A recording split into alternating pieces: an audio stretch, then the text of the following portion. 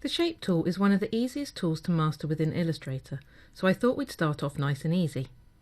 First up, we'll learn how to draw the humble rectangle, so let's go ahead and select the Rectangle tool. There are two ways we can draw the rectangle. The first way is by placing the cursor on the artboard and clicking and dragging. When you are happy with the size and the shape of your rectangle, release the mouse button. We can use the same method to draw a square. I'm going to click and drag, but this time I'm going to keep the Shift key held down whilst I am doing it. And hey presto, a perfect square. By default, dragging and drawing drags the shape from one of the four corner points depending on which way you drag. For example, drag from the top left corner or drag from the bottom right corner. I can also draw the shape from the centre by holding down the Alt key on the PC or the Option key on the Mac whilst I am dragging. I can also use Alt or Option in conjunction with the Shift key to draw a perfect square from the centre point.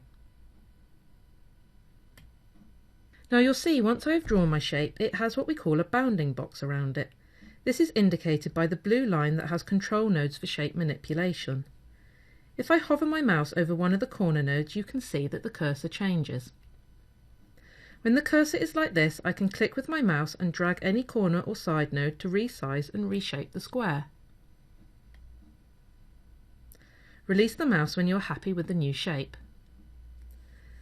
Now if I do the same thing again but hold down the Shift key as I am dragging, it resizes the shape but keeps the original proportions intact. I can also use the Alt key by itself to just resize and reshape from the centre, or I can use Shift and Alt to resize from the centre but keep the original proportions intact.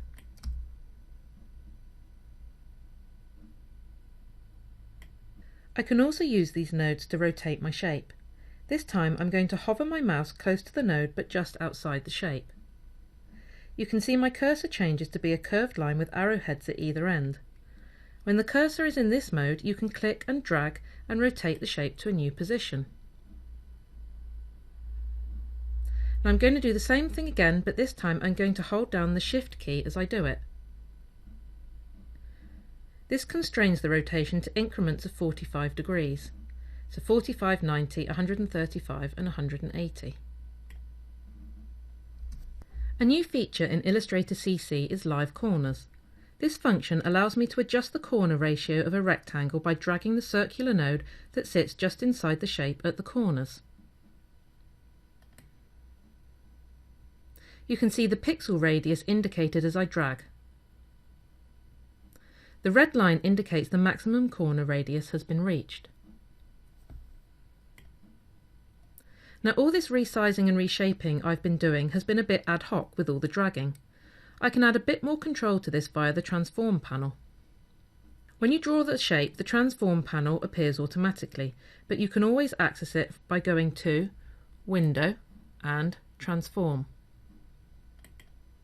The Transform panel has a section called Rectangle Properties. Here I can find controls to resize, rotate and change the corner radius. This is the only applicable to shapes drawn with the rectangle or the rounded rectangle tool. I'm going to go ahead and change the width of my rectangle using the Transform palette.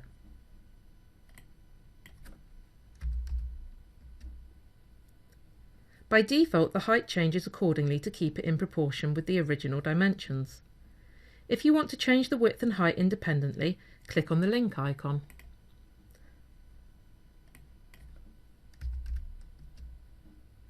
Reselect it to constrain the proportions again. In the Rotate drop-down, I can either choose one of the preset angles or I can type my own value and hit the Enter key.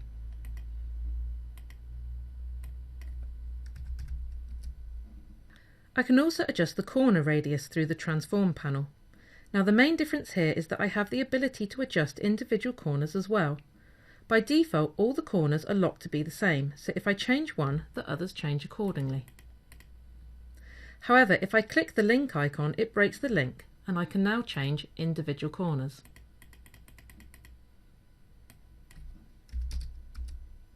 Now I said at the beginning there are two ways to draw a rectangle.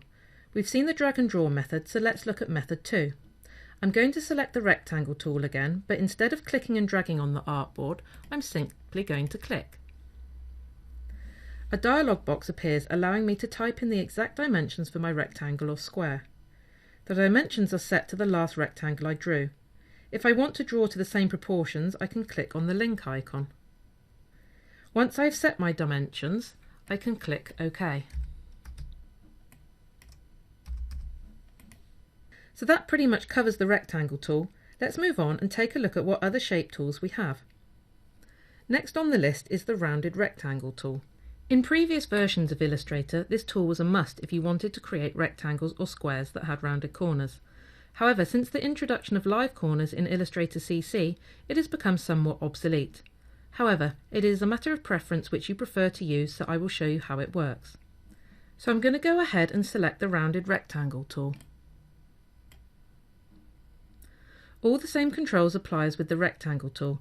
I can click and drag and use Shift and Alt to constrain and control, or I can click to bring up the dialog box to enter exact dimensions. I'm just going to quickly drag a shape.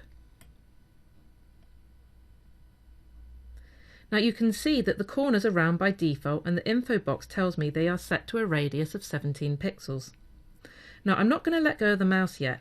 Instead I'm going to use the up and down arrow keys on my keyboard to change the corner radius as I drag. You can see them visibly change as well as their exact radius in the info box. Once I am happy, I can release my mouse button. Once I have drawn my rectangle, you can see I have the same bounding box and control nodes as I did with the shape drawn with the rectangle tool, and I have the rectangle properties in the transform panel. So from this point it behaves in exactly the same way and you can adjust and edit as before. The next shape tool we are going to look at is the ellipse tool. This tool allows me to draw circular shapes. This works in exactly the same way as the rectangle tool, but I obviously don't have any corner radiuses that I can adjust. So I'm going to go ahead and draw an ellipse. Remember, you can use Ctrl or Command plus Alt to draw the ellipse from the centre, or Shift to constrain it to a perfect circle, or a combination of the two.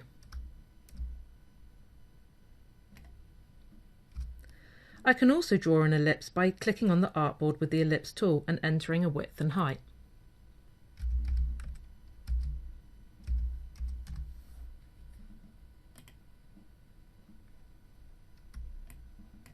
Now the main difference between the rectangle tool and the other shape tools is you don't get a bounding box by default after it is drawn to edit the shape.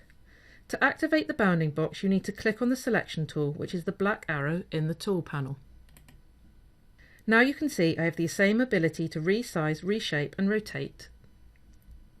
The final two shape tools that you may use in fashion drawing are the polygon tool and the star tool. Again, they are drawn in the same way as the other shapes, either by drag and draw or by clicking and entering exact dimensions in the dialog box. The only difference with these two shapes is that you can specify the amount of sides or points you would like. So first up, I'm going to draw a polygon.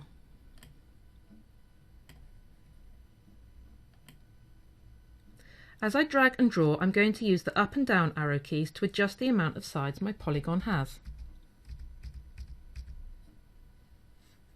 I can achieve the same thing by clicking and entering the radius and sides in the dialog box.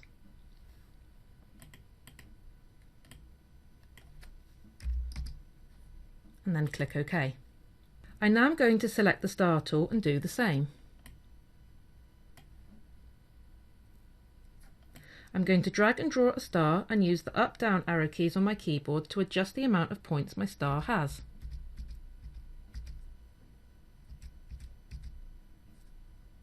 Now with the star tool I can also set the depth of the points in the star. To do this whilst dragging and drawing, I can hold down Ctrl or the Command key and you can see the depth of the points changing.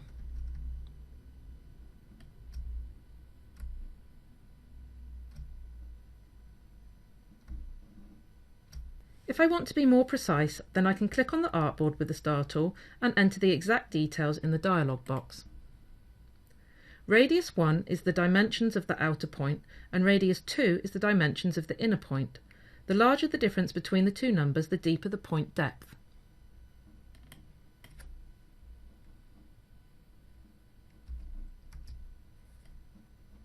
So that's it, folks. We've now covered everything you need to know about the shape tool.